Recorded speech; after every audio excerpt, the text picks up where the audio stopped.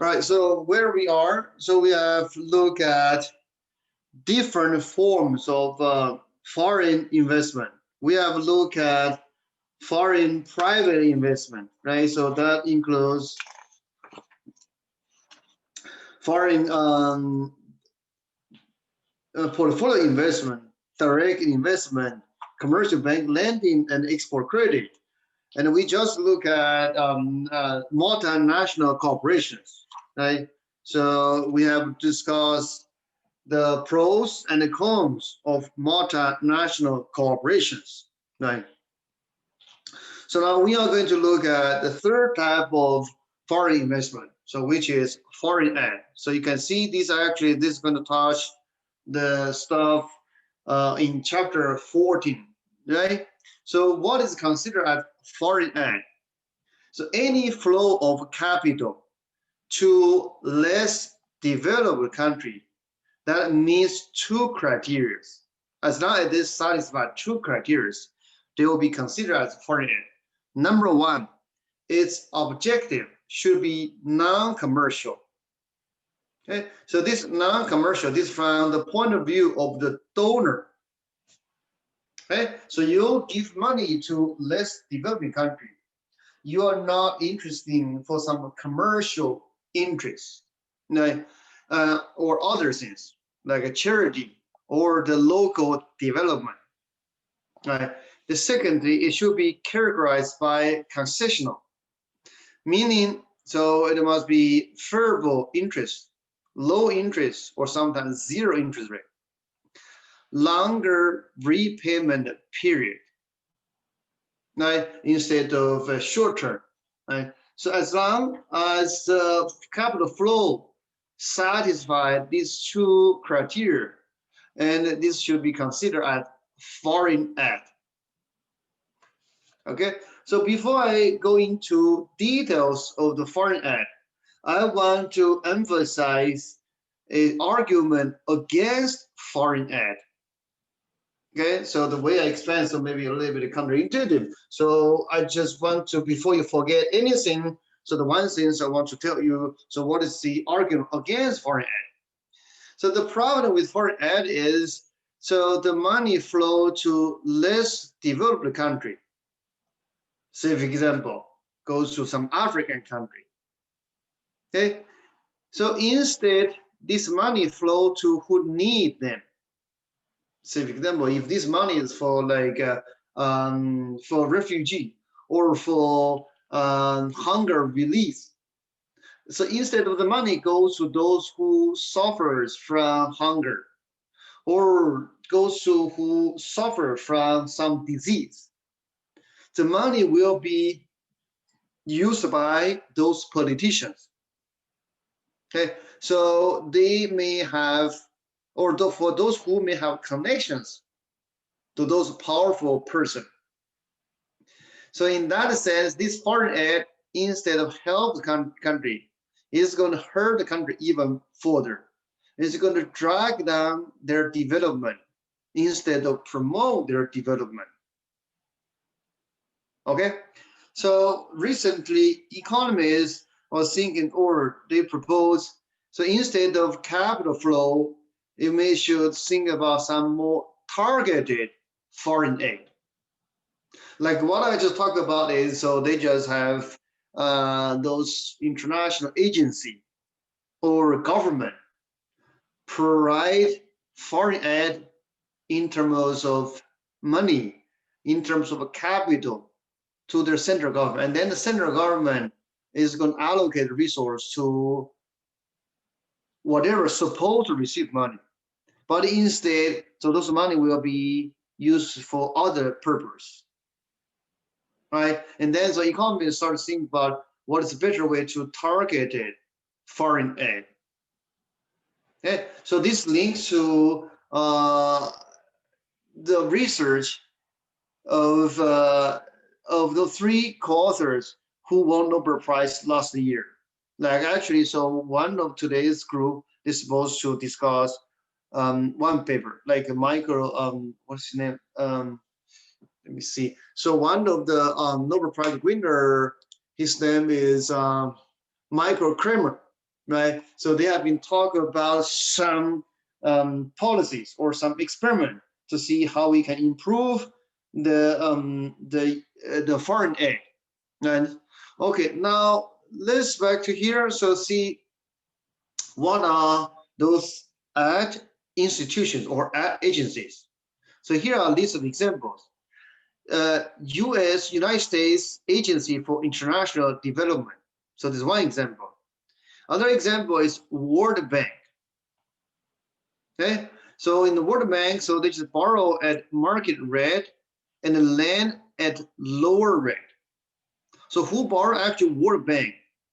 So that's where they get the money. But of course, so the World Bank's member country, they have some contribution to World Bank every year, right? So they get money, and then so they're going to lend at a lower rate for developing country, for project that is aimed to promote their local development or local economic growth, right? So the third example is IMF. For the IMF is slightly different from World Bank. So World Bank is for development. So IMF is largely for the financial stability or financial market, right? So the balance of payment or the trade policy, right? And other example at institute include regional development bank, right? Such as Asian Infrastructure Investment Bank, and the bank and another bank which is Inter-America Development Bank, as I mentioned earlier, right? So those are examples of ad institutions. So their main purpose is not for commercial profit. So their main purpose is promote economic development in less developed country. Right? So secondly, so I'm going to explain to you ad instrument or how they carry out their foreign aid. Okay, so these include project ads, right? So either so the local government they have some infrastructure, think about railroad, airplane, airport, or dams, highways, rural development like irrigation system. Okay, so they are going to target it to provide aid to those projects. Yeah, but in reality, it also can have some problems. In a sense, maybe this infrastructure is too advanced to them. So, for example, like 2 years ago, there was one country, I forgot the name. So they received aid. So they was building a jumbo airport, but this airport is certainly over their capacity. So in that sense, in some sense, it's just waste of money. Right. The second type of instrument, including program loans. Okay? So they offer loans to finance import and support for balance of payment, but certain this import typically for high technology. Right? The third is structural adjustment loan, so largely coming from World Bank. Okay? So World Bank offered loans to local government to support economic reforms. Right? And the last example could be food ads. So they provide actual commodities, grains, rice, right? So they just to release hunger. Okay. So this, oh yeah. So we have another slide show. The other two type of ad instrument. One is bilateral ad. Right? So this may given directly by one government to the other. Okay. The last one is multilateral aid. So their fund flow into international agency, which in terms grant or lend to the fund to less developed country. Right. So here you may think about so they through IMF. Okay. Or even further, so like recently, so they were talking about in Africa. So they have what they call drought bond. Okay. The idea is so they may jointly issue a special bond. But what is bond? Essentially is an investment vehicle, right? So they issue a joint bond in the financial market. So this bond is going to give money to the issuers. Okay, so essentially who issued the bond essentially borrow. Right? So they are going to give the issuers money when the drought actually happened.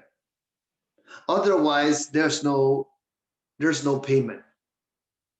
Right? So you can see this is it's kind of like sophisticated financial financial assets.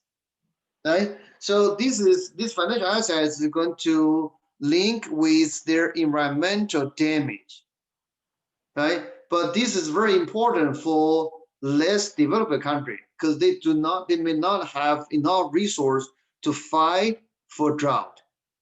Because drought may bring hunger, may bring food shortage, right? But then, so they invent this particular financial vehicle to fight the drought. So that's kind of financial innovation. But just give you another idea. So how the financial market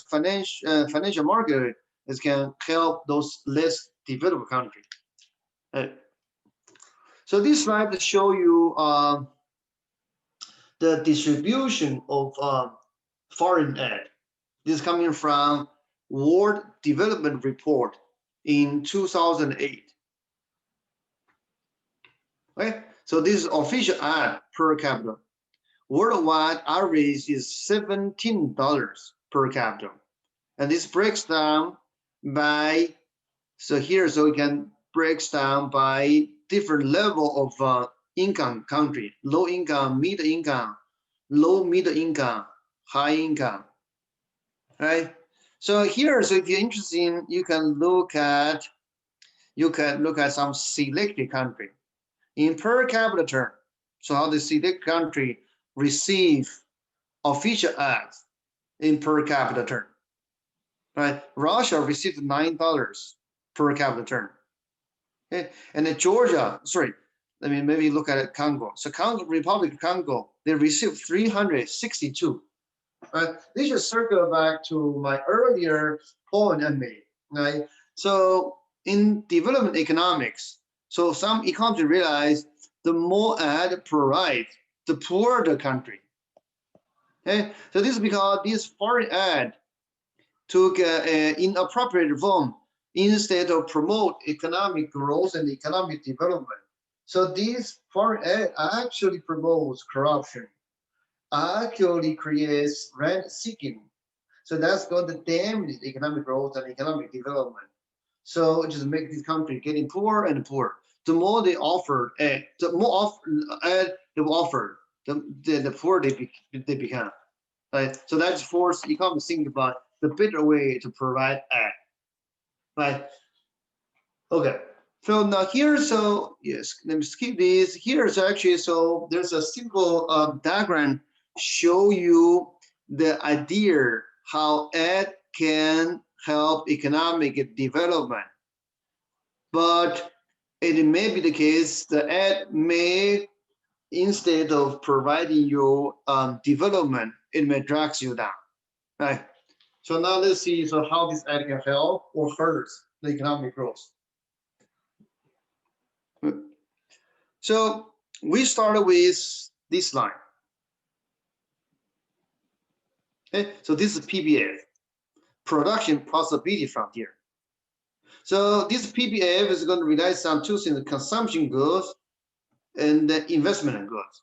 Right? So we just characterize all goods we consume in the country into consumption versus investment goods.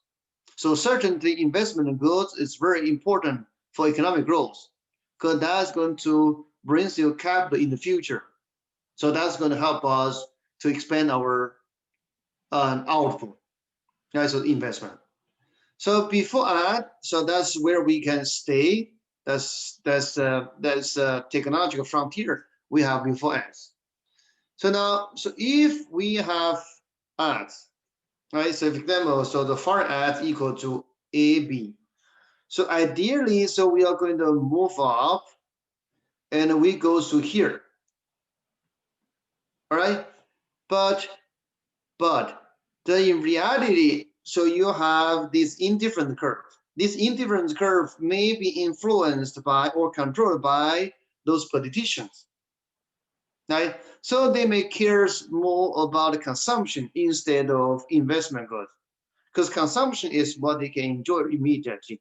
Investment is something they have to defer for for enjoyment, right? So because this has to be invested to bring prosperity for the country in the future. So in that sense, they may divert the resource. So this is what they receive. This amount is what they receive. But instead of put everything in investment, they divert this amount, because this is actually investment. They divert this amount to go to private consumption, right? So in that sense, it may drag down. So it may be even worse. They may just move to here. Okay, so they may divert all the consumption or the they receive into consumption.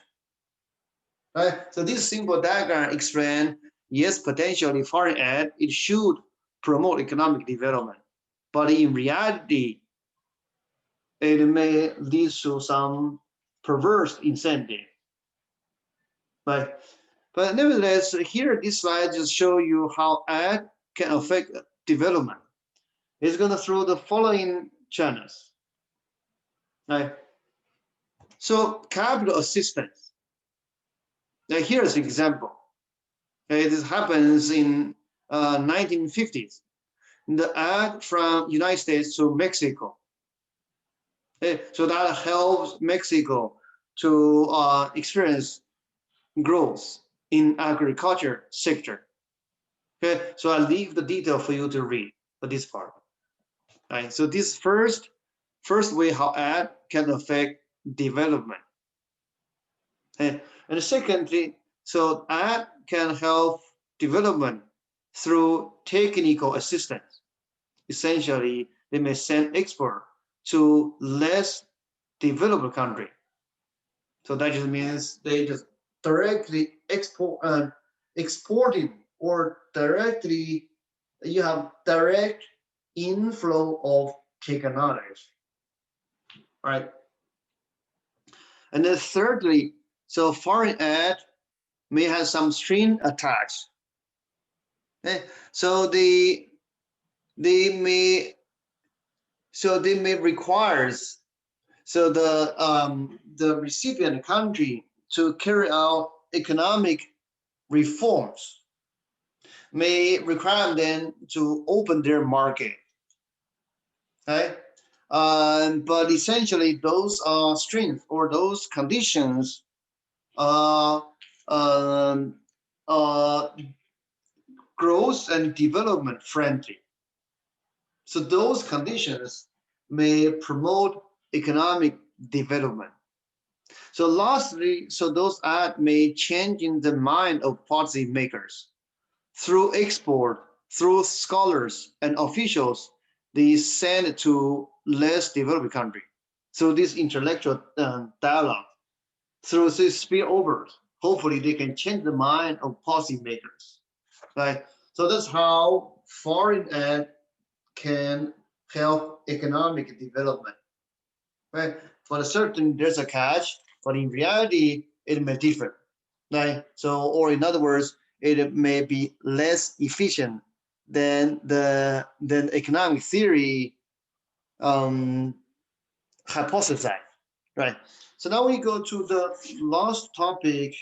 I think, yeah, so it's pretty much last since in this part.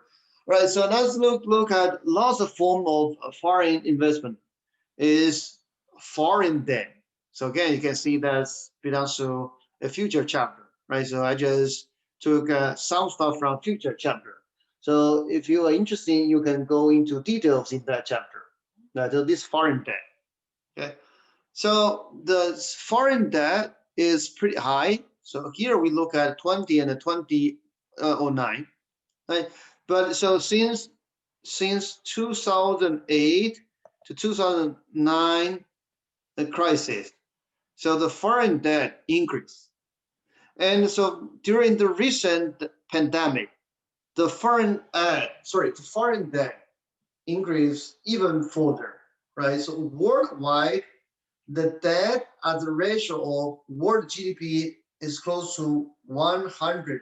It is worldwide, right? It can be a big burden to most of the country, right? And then now, so we can talk about the sustainability of debt, right? But first of all, so the debt essentially is goes as the following, right? So basically, a country who wants to borrow, they issue bond. But there are two types of bond, right? One is local currency denominated. The other is foreign currency. Okay, so how we understand? Say if you give them Argentina, so they want to borrow, right? So they may issue two type of bond. One is one type of bond is denominated as their local currency, like Argentina peso, or so they may issue bond that's going to denominate as U.S. dollar. So in the first case, they borrow money as peso, and they pay their bond as peso. But in the second case, they receive dollar, they must pay dollar, right? But what's the difference? The difference is, so if the government issue debt in foreign currency, they may subject to the exchange rate risk. Meaning if Argentina peso depreciates, okay, and then so, but if they were borrowing in foreign currency, so for them US dollar, now depreciating peso, that's going to make their debt, the debt burden is going to increase because they must pay US dollar, meaning it's going to cost more Argentina peso to pay the given amount of debt they issue. So you can see it's a foreign currency denominated is going to suffer or is going to subject to exchange rate risk. But you may wondering why not just issue local currency. So this is because so local currency is going to subject to inflation risk. The investor may not want to buy or may not want to invest in your bond. If that's the case, and then you may have to sell your bond at a very unfavorable price. Or in other words, you may pay a higher interest rate or higher borrowing cost. So you can see the trade-off between local currency and a foreign currency. But in general, less developed country, they most likely they must issue foreign currency denominated bond so that they can borrow money in the international market. But certainly that should put them a lot of stress. Right? Okay, so here's a list of the countries, select country, their debt level. But really matters is debt to GDP ratio, right? So what matters is a relative term, not the absolute term.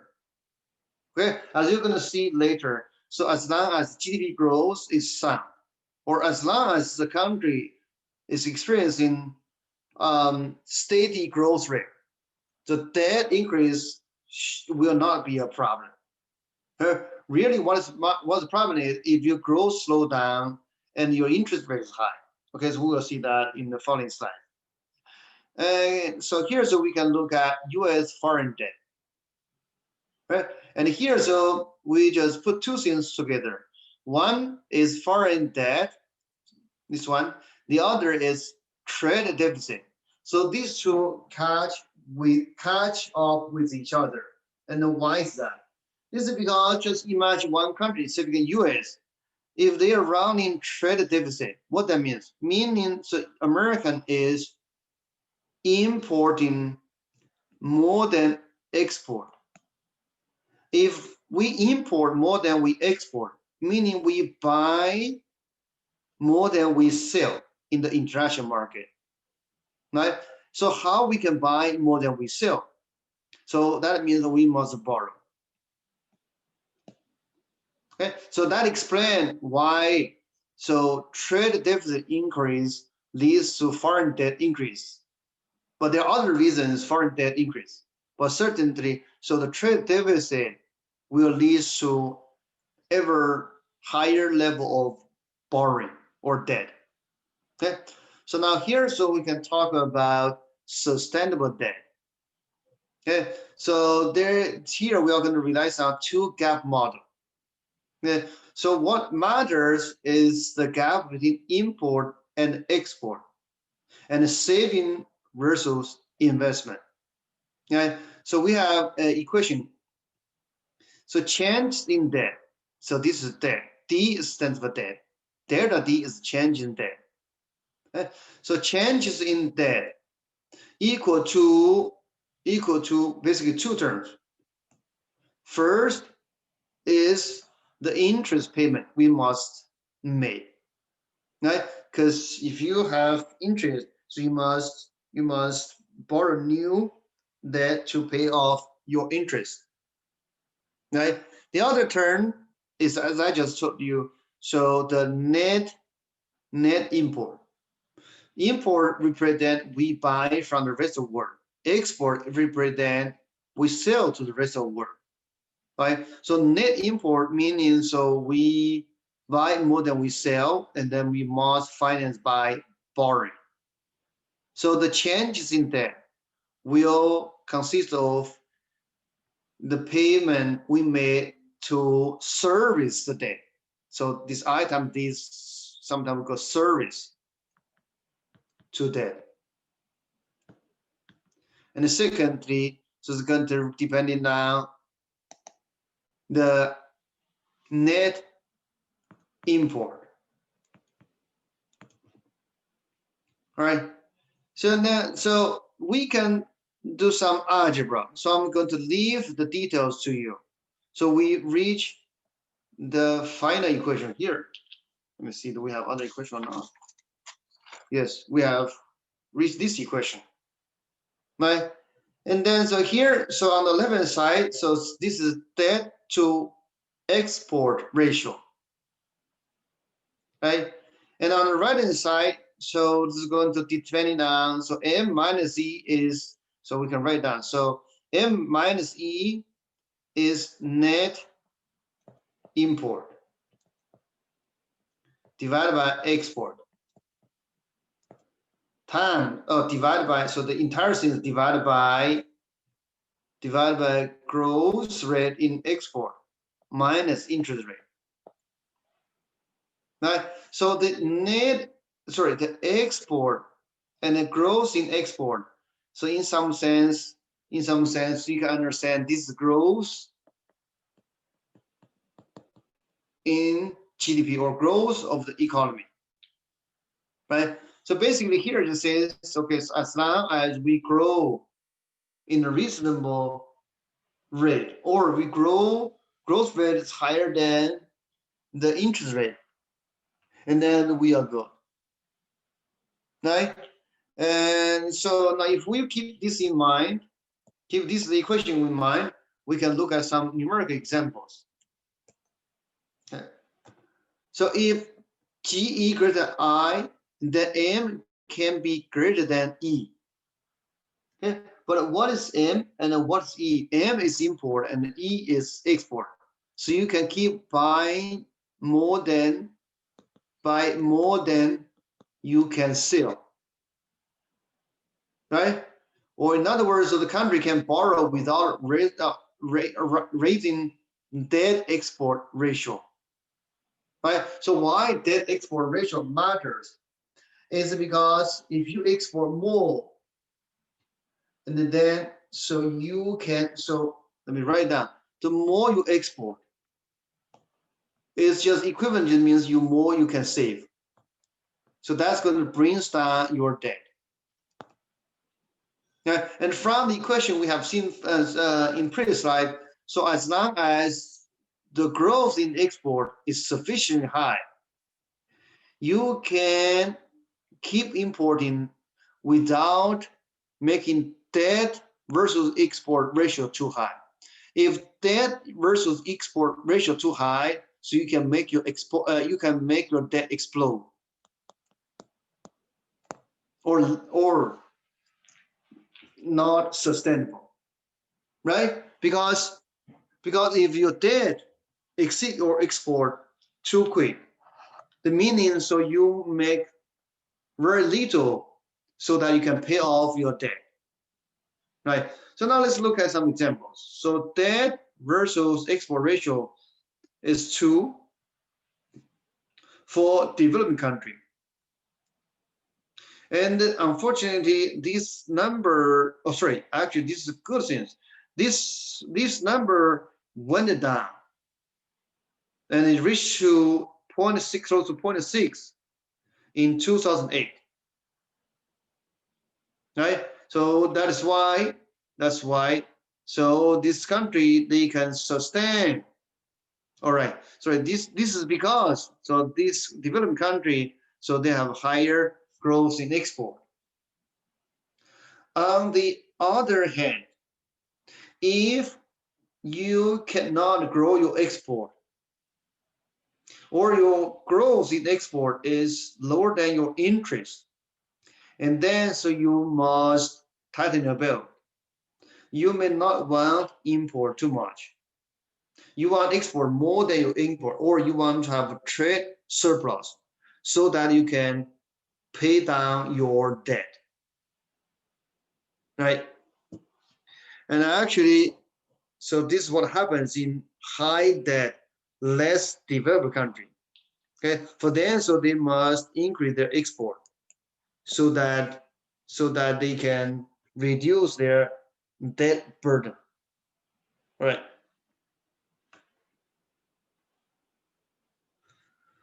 Yeah, so I guess I'm probably going to skip this one. So this is similar to the So this very much similar as we seen earlier. I guess probably we just expand this quickly, right? So in these slides, so we are going to look at debt through investment and saving gap, right? So changes in debt. So this turns the same. This is essential. This is a service to debt. And in the second and third term, that is your investment and saving gap, right? So the more you invest, the more debt you need. Otherwise, where your investment coming from? But the more you save, the less debt you have, right? Because you can use your saving to pay off your debt, right? So if we use V as your investment rate and S as a saving rate, oh, remember in solo growth model, there's no debt. S equal to V. All right. By the way, V is the investment rate. So now then similarly, so we run through this algebra. So we end up with this equation. Right. So then the debt to GDP ratio is going to depend on your investment rate minus saving rate versus growth rate minus I. Right? And similarly, so you can keep your investment greater than saving, or you can expand your economy without undermining your debt to GDP ratio, as long as this number is positive, right? So as long as your economy grows fast enough, so you can maintain a higher investment with limited saving without damaging your debt to GDP ratio or without exploding your debt. This is similar to the previous one, right? In the previous one, you can keep importing more than you export. as long as your growth in exporting is sufficient high, so that you won't damage your debt position. Right? This is summarized by this one. Okay. So now to finish this slide, we can look at debt crisis.